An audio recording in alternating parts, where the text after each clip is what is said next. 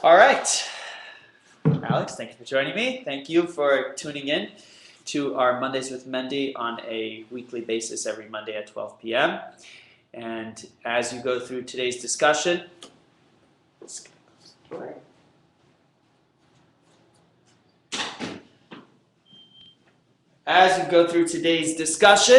feel free to click the chat box underneath the screen and share any insight or questions you might have about our discussion. Of course, you can also email me as well at askmendy@gmail.com. Without further ado, let's jump right in because we are tackling a very important topic today, and that is gender equality. But rather than explore it from a civil perspective or the way that society looks at men and women and their equality at home, in the workplace, we're going to explore it from a Jewish perspective in the way that the Torah views the unique opportunities that a man and woman provide and how they complement one another. Undoubtedly, when you talk about equality between men and women,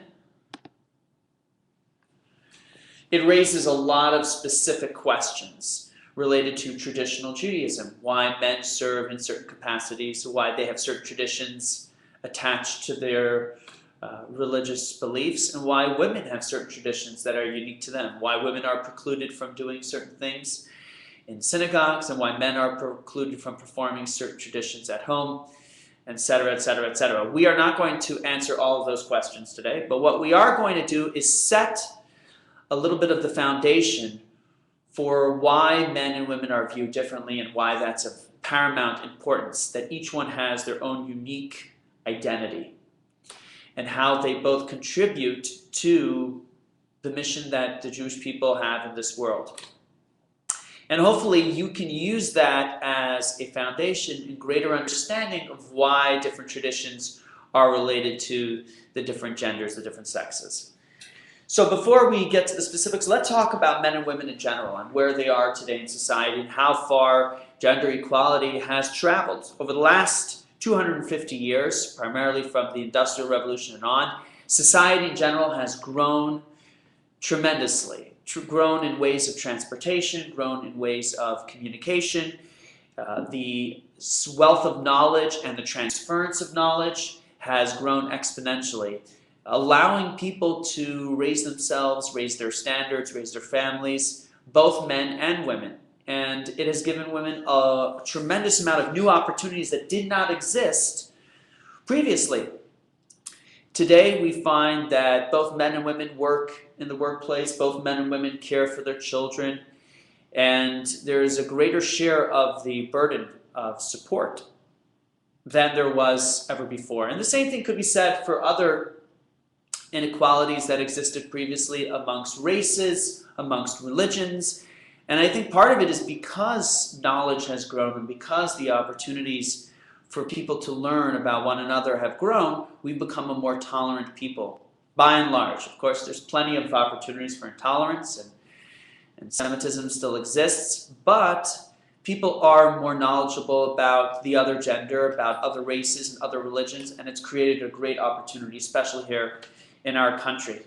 When it comes to women specifically, we see that they've made tremendous progress in their acceptance in the workforce and in politics. Over the last century, there have been 20 female governor generals, 50 female prime ministers, and 60 female presidents. So numerous heads of state, heads of parties, as well as many CEOs of multi-billion-dollar corporations.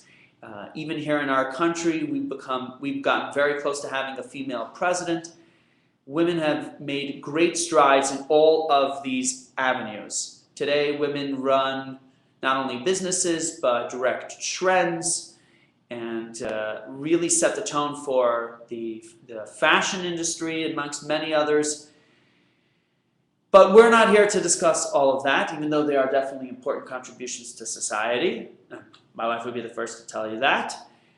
We're here to talk specifically about what the Jewish perspective is and the perspective that the Torah sets for a feminine and masculine expression in the world today. And the Torah is both feminine and masculine. It expresses both ideas and shares with us how these masculine and feminine ideas can be celebrated in life in general. The word Torah, interestingly enough, many people believe the Torah to be either a history book because of the great narrative that it tells us, or a book of laws, a code of conduct, because it does have numerous laws. 613 is really just the beginning. There's way more. But the reality is that the word Torah does not mean history book. It does not mean code of laws. It means guide. Guide. The word Torah comes from the word hora'ah, which means to guide. It is a guidebook designed to teach people how to live their lives. And that touches every facet of one's being, whether it be our professional lives, our personal lives, our marriages, our relationships with our kids, parents, and everything in between. The Torah hopefully gives us some wisdom and insight in how we can affect those different areas of our life, which is why we have this class. Because the goal of this class every week is to look at a particular section, a small section, and learn some practical life wisdom from that section. Whether it be a story or a tradition or a law, whatever that section is talking about, we see it as a timeless message, even for us in the 21st century. So that's what we do. We take a small subsection. This week we're taking a subsection from the Torah portion talking about Abraham and Sarah. And we'll use that conversation relating to Sarah to explore more about a woman's role and the value and importance that women have in Jewish society. The Torah portion this week is actually called The Life of Sarah. So it's a great opportunity to talk about women because Sarah was the first Jewish woman partnering with Abraham in spreading and sharing the belief of God, the belief of monotheism in a world that had not yet understood it, had not yet been exposed to it. So Abraham and Sarah lived together. Of course, Sarah, we know, didn't have children for a long time, so she offers up her maidservant to Abraham to encourage Abraham to have some sort of progeny, some continuance. And they do give birth. Hagar gives birth to a son named Ishmael with Abraham, and then later on, Sarah becomes pregnant and gives birth to Isaac. Isaac, of course, goes on to be the next one of the fathers of the Jewish people. So it's not a simple life. You have Abraham and Sarah, Hagar, and her son Ishmael. And Ishmael, it says, was kind of a wild kid, caused a little bit of trouble. So automatically, Sarah is concerned that this is going to affect the well-being and the upbringing of her son Isaac. And she believes that Isaac is the future of their work, i.e. the future of the Jewish people. And therefore, she wants to protect her son Isaac from any negative influences at all cost. And she tells Abraham quite clearly that here are my concerns, and I want you to get rid of him. This is Abraham's own flesh and blood. This is his son. He tells him, you need to get rid of Ishmael and my maidservant Hagar because they're a negative influence on Isaac. And everything continues through Isaac. Your life's work continues through Isaac. So Abraham is very hesitant to do it. And the Torah tells us, God says to Abraham, don't be displeased about the situation with your maidservant and your son Ishmael. Whatever Sarah tells you, you should listen to. And just in that verse, God has put all of us, husbands, at a tremendous loss forever. Because the ladies in our lives, if any woman knows one verse in the Torah, this is the one she should learn by heart. Whatever Sarah tells you, you should listen to her. Sets the premise. When it comes to the matters relating to upbringing of our kids, women have the rooster. They have the ultimate control, the ultimate decision-making, starting with this exact story. And Rashi, who's the prime commentary, the number one commentary on the Old Testament, on the Torah, Rashi says, what does it mean to hearken to her voice? Why should you listen to Sarah when it relates to this specific issue? Even though it means literally expelling your own son. Because Sarah had a prophecy and an intuition that Abraham did not. So essentially what God is saying is, listen, you might think, Abraham, because you are a follower of the God of the Jewish people and you are a saintly man, that therefore whatever decision that comes to your mind is the right one. And God's saying, no. Sarah actually has greater intuition than you, and if she feels that the most important thing is to protect Isaac, then that's what you have to follow. So we're not going to get into the specifics about that decision itself, whether or not one should expel a son or choose one child over the other. That's obviously a conversation for another day. But what we do see here quite clearly is that the Torah tells us that a woman has a greater intuition in many instances than a man, especially when it comes to nurturing children, nurturing a family. That sensitivity is something that they possess in a greater capacity. And therefore, when it comes to a decision relating to how these children have to be raised and securing your future generations, their decision, their intuition has to be trusted above all else. But that's just one instance. Can we really infer that women, according to Judaism, have greater sensitivity and intuition from just one simple story? Let's look at another case. And the next case takes us a few generations later to Judah. So Jacob has 12 sons, the 12 tribes of Israel. We know eventually they move down to Egypt and they become the 12 tribes of Israel. Judah specifically, though, has 3 boys. Yes, 3 boys. And these 3 boys all pass away. They all die for whatever reason. Eventually, the widow of Judah's son, her name is Tamar, recognizes that Judah has no offspring. There will be no continuation to Judah. This is Judah's ex-daughter-in-law named Tamar. What does she do?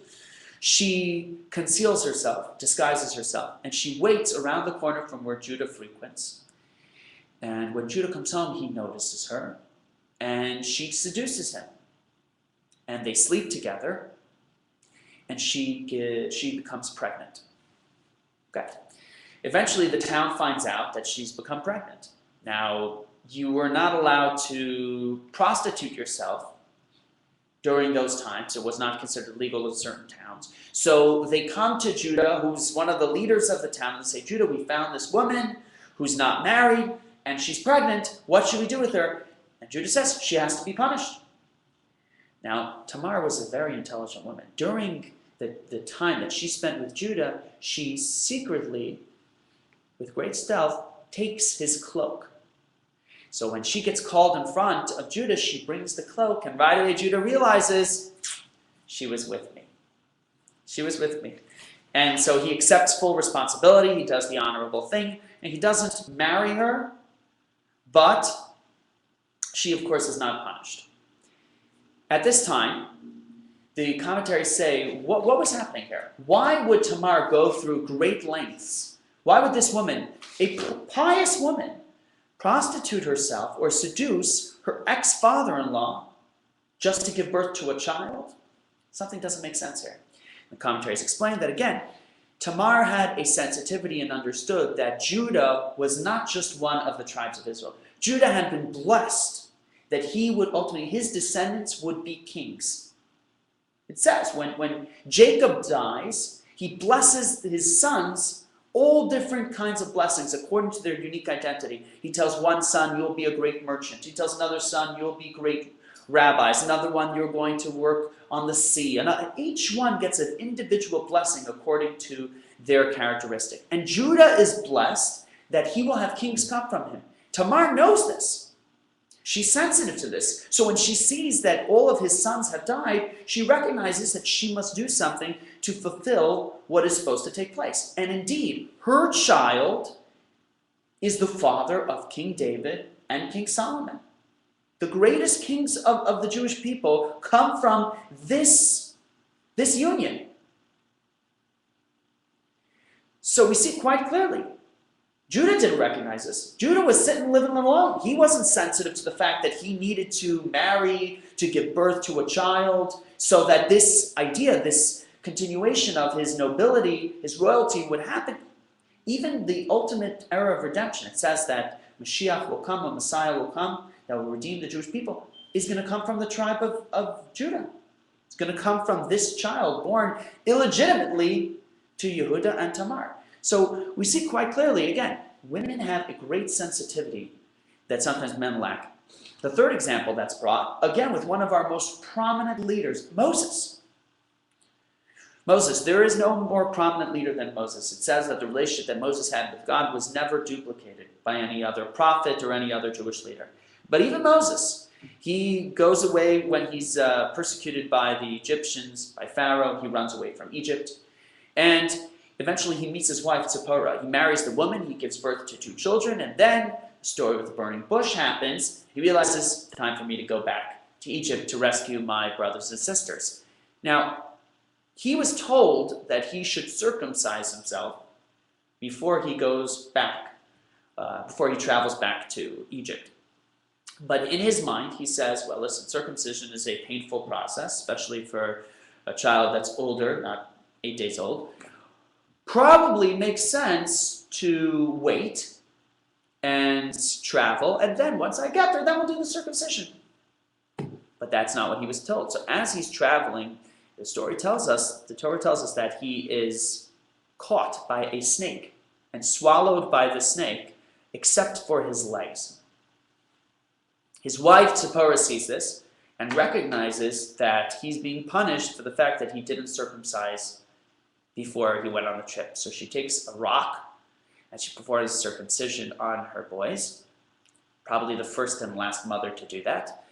And the snake moves away from Moses.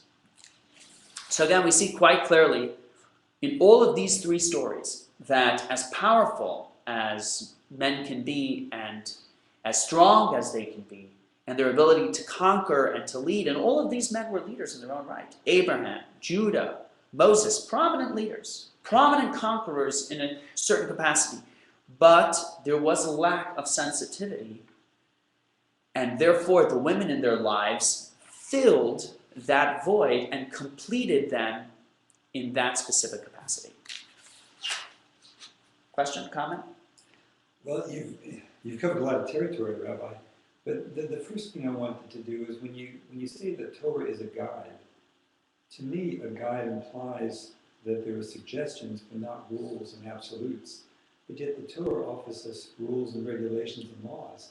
So it seems to be more than a guide. The way I would define it is a manual. Mm-hmm. Okay, so I got a car. Okay, sold my car. We got a different car.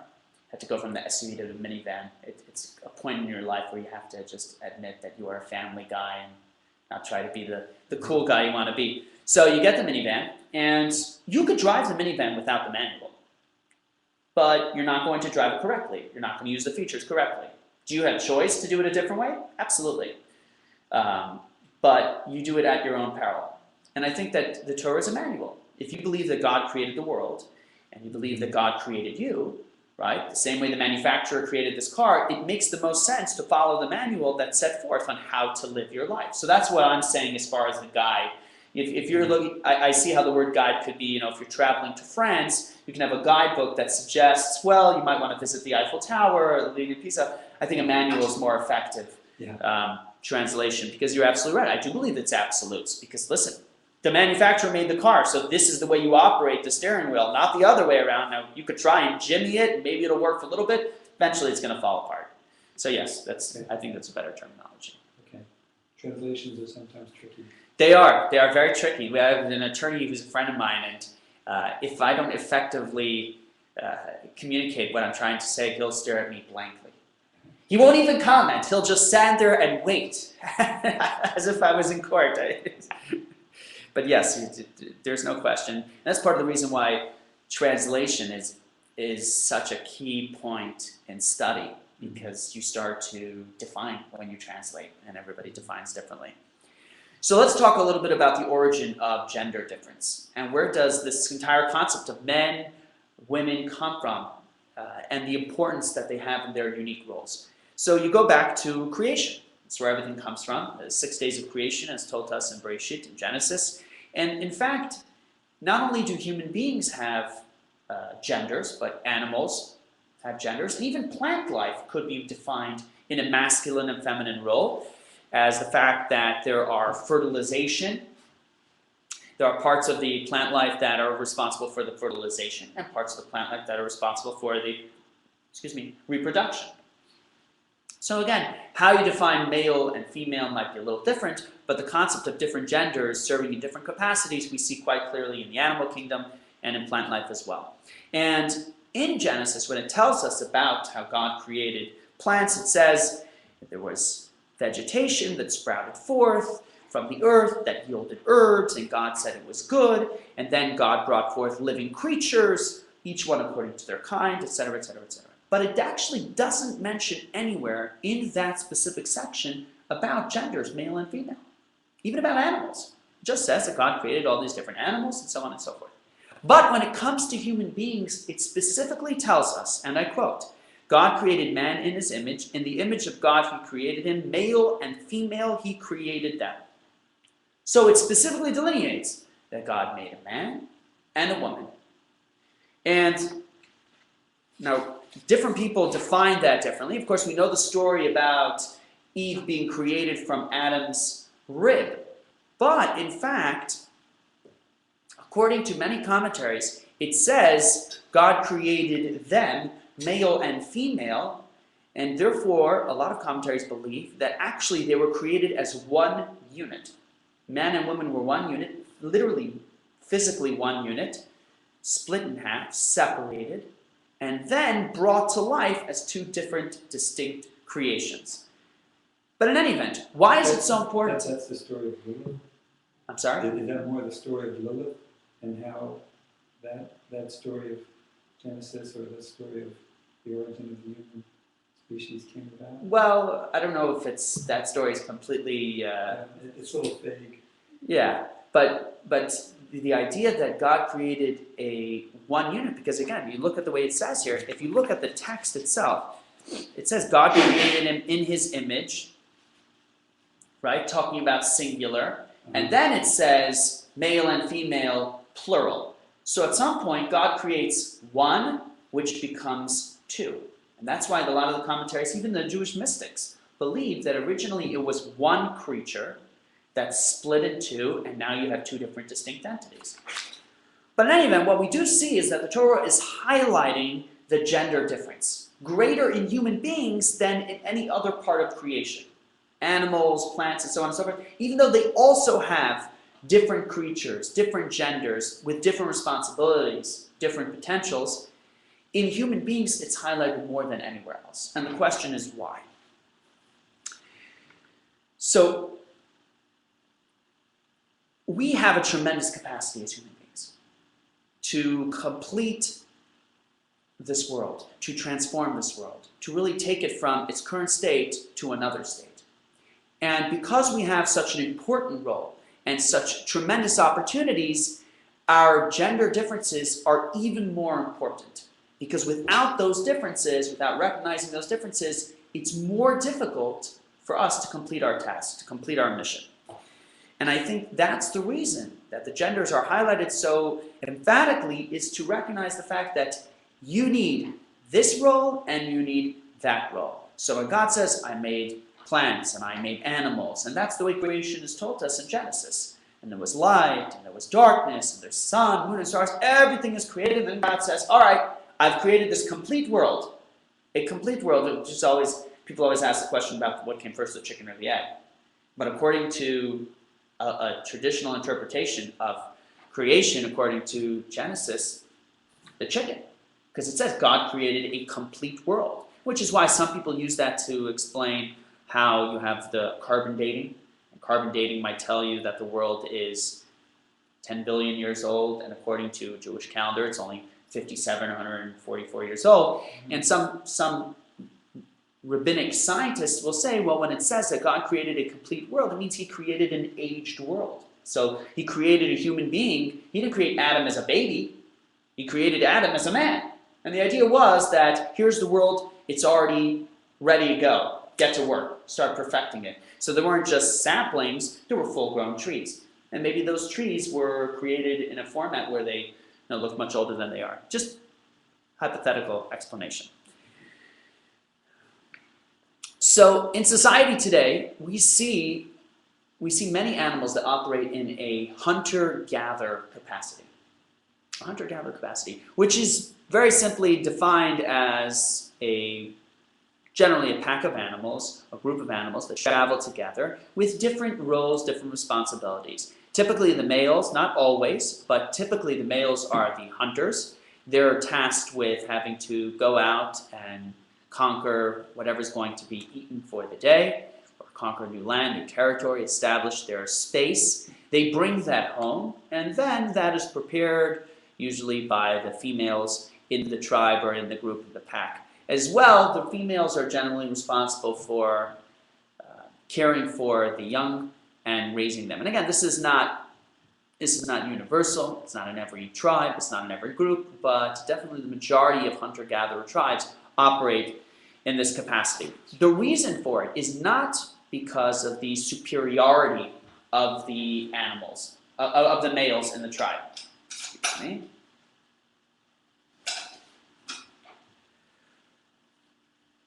Cold season. But rather because each one has a specific task. The male is designed, sometimes physically, with the capacity to go out and conquer its prey and bring it home for dinner. And a woman is designed in her capacity with a greater sensitivity, as we said previously. Does that mean that in this group or in this pack, the man is more important than the woman? Absolutely not. But it is a recognition of their gender differences and their strengths and weaknesses. Another area in the Torah where it speaks specifically to the gender differences is in war.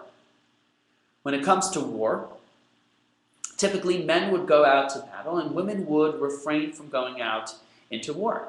Now today, even though women continue to serve in the armed forces, both here in the United States and in Israel, and they serve with distinction, and we never demean or take away from their service. They accomplish a tremendous amount, and even in combat roles today, women are involved in combat roles. But universally, even in the 21st century, most war and most fighting is done by men rather than by women. And the reason is not that women can't fight, but again, it's a question of how is a woman designed and how can we best use her strengths and her talents to accomplish a task and a mission set forth here on earth. And in many times, whether it be war, battle, or construction, if you travel through the various construction zones in Tampa today, it's very easy because every one of the major highways is under construction. The 275 is under construction, the 75 is under construction, the 589 is under construction, the crosstown is under construction, and if you go to those sites, seldomly will you see women. Is it the fact that women are incapable of building? No, the reality is that if it was set forth as a task for them, they could probably accomplish and achieve it. But it's a recognition of the fact that they may not be specifically designed for it, and therefore it's a waste of their time. It's a waste of their talents and their abilities. Now, it doesn't mean that it's less important than what they're doing, because if we don't have workers out there to help build those highways, we can't get around. But it's a recognition of the differences in what they do specifically. So we recognize that gender difference exists. We recognize that we are born with different strengths and weaknesses, physically, emotionally, psychologically. We are hardwired differently. And as a result, society tries to encourage people to celebrate their strengths and weaknesses. And we do it, whether it be in battle or in certain types of manual labor. But even in society today, we do see a recognition of these different gender roles. Now, in the Torah, we also see differences in gender. And people always say, is the question that I get asked often, is God a man?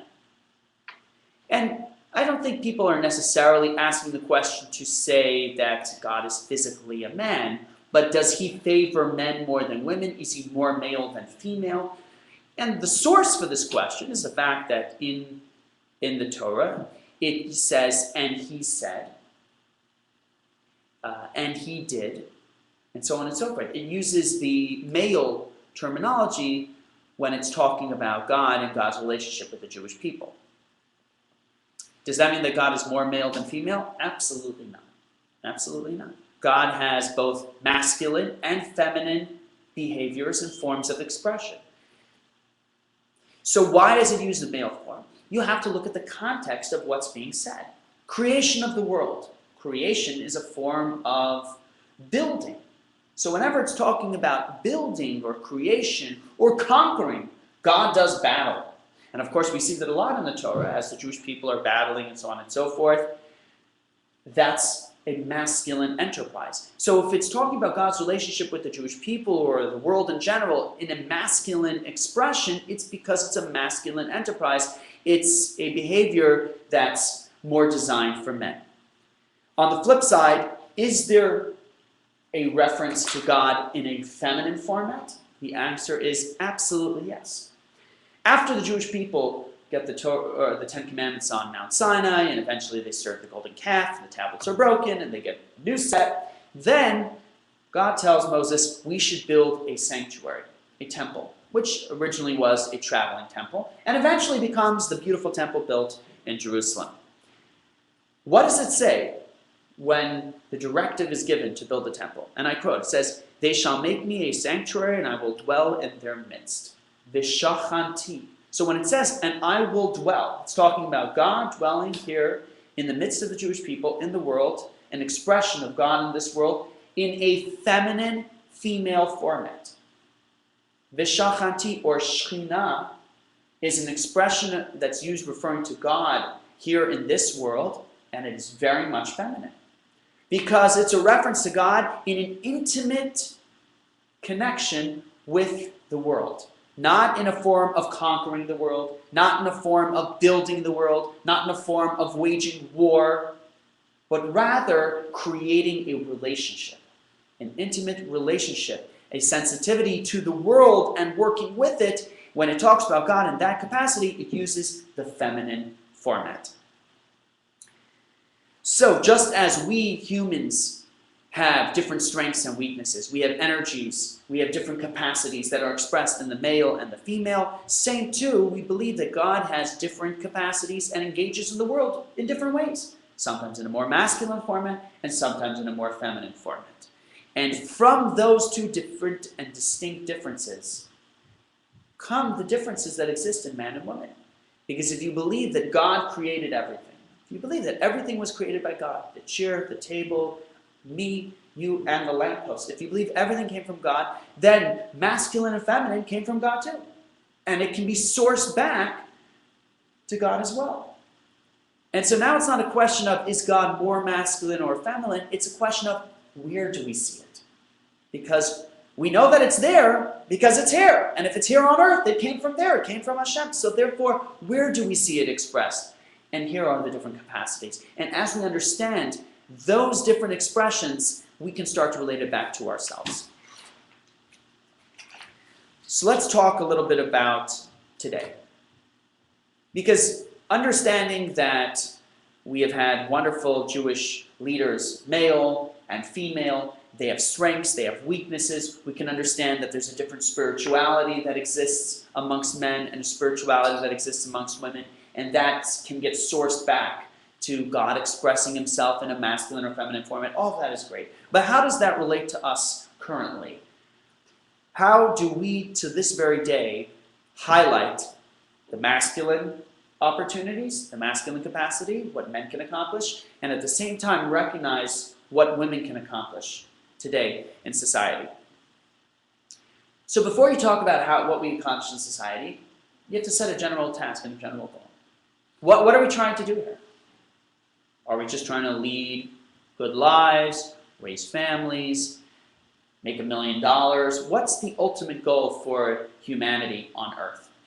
And the word that's thrown around, the buzzword that's thrown around is tikkun olam. What does tikkun olam mean? To repair the world.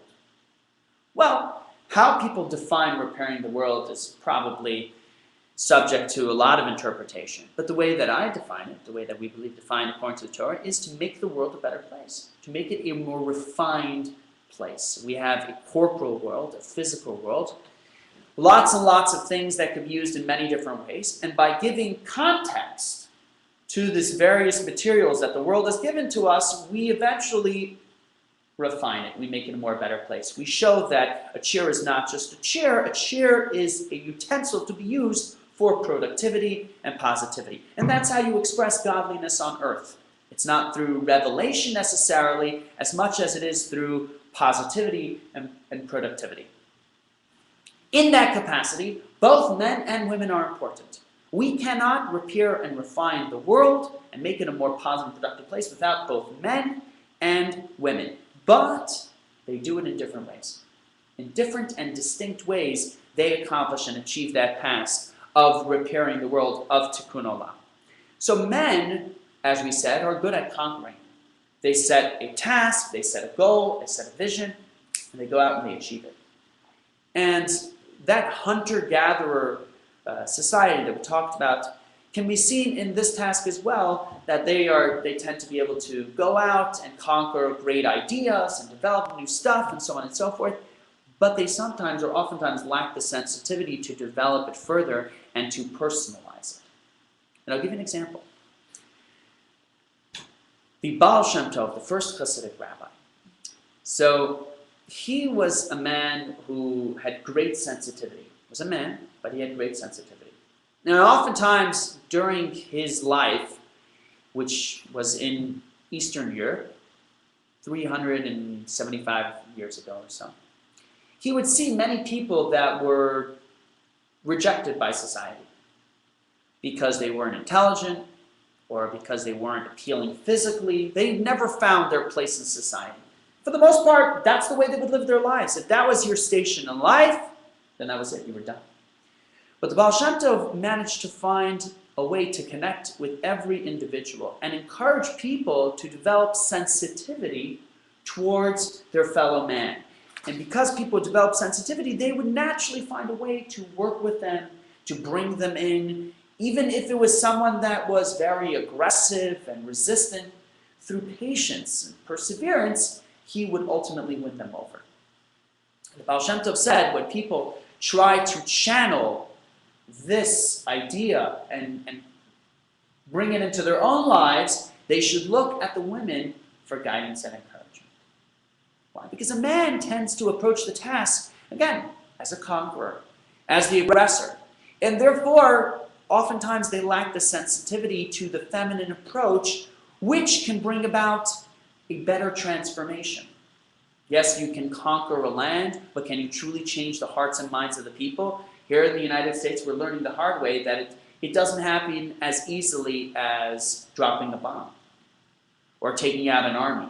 Changing the hearts and mind require a lot more sensitivity, and maybe America takes a little bit more of a masculine approach rather than a feminine approach at times. And the proof is in the pudding. So when we recognize that the power that women have and the sensitivity that they have to bring about a transformation that may be more subtle but more sustaining, we automatically value their place in society in a completely different light. So while men may be more extracentric and women may be more intracentric, it doesn't create a difference in value, merely a difference in strategy. And the reality is that if you have a guy that goes out, right, the hunter-gatherer, the hunter goes out and brings home this animal that's going to be eaten by the pack, but he doesn't know how to cook it.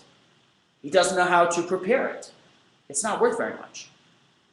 Right? If I go to Sam's Club and I buy lots of raw food, I'm still stuck unless Dina prepares it. And then I'm good. Then I'm great. And then we can eat. Then our family can live. So I may go out, I may raise money, I may buy a home, but the home is just a shelter. All it provides with my help is a shelter for my family. Turning it into a sustaining environment that's catering to the needs of my children and catering to the needs of those that come into my home is a sensitive matter, and therefore one that I rely more heavily on my wife, who has greater sensitivity. Dina has greater sensitivity and intuition into what may go where and how this will play into the needs of the people that are in this home.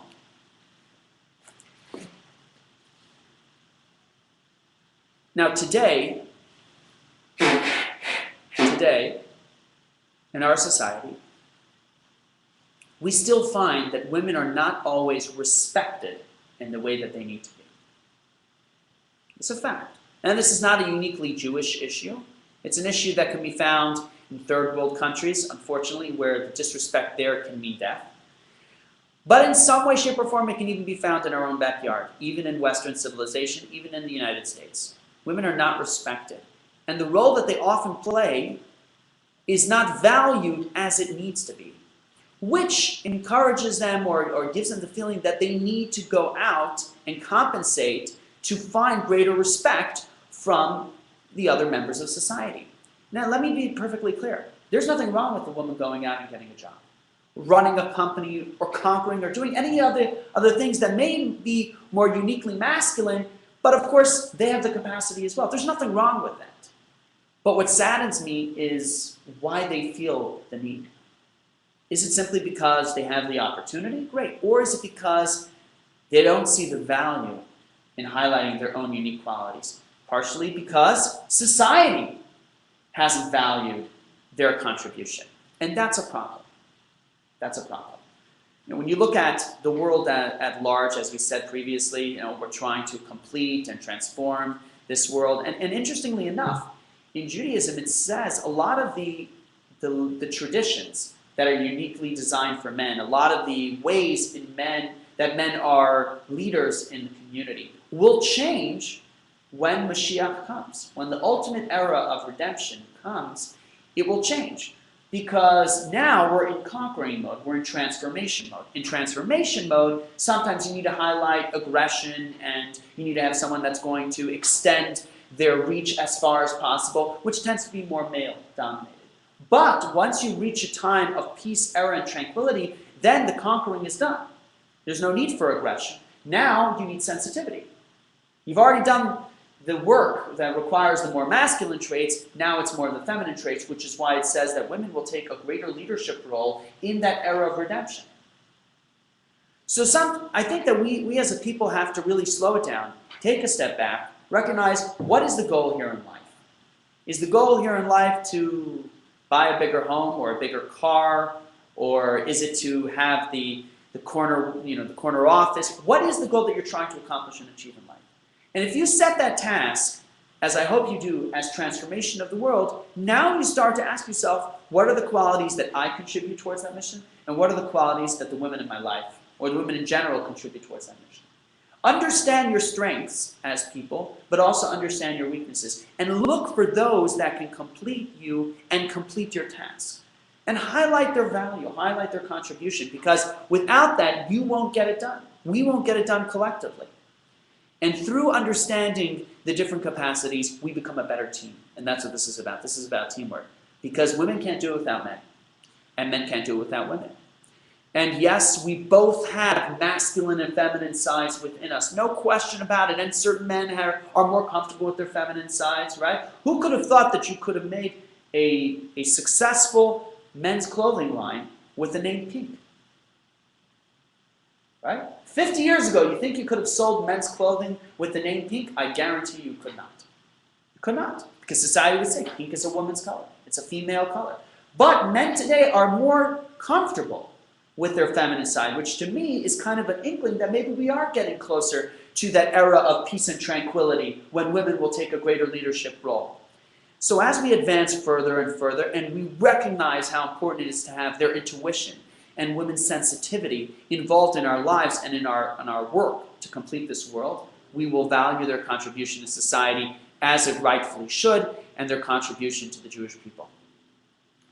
That concludes today's discussion. If you have any questions, feel free to submit them via our chat link below the screen, or to email me at askmendy@gmail.com. Next week, we will talk, Monday at 12, about the Jewish Spring. Different than the Arab Spring, but revolution that is taking place currently in Jewish life and how we sustain it. Thank you so much. Have a wonderful day. And for all of our programming, please visit our website at chabadsouthampa.com.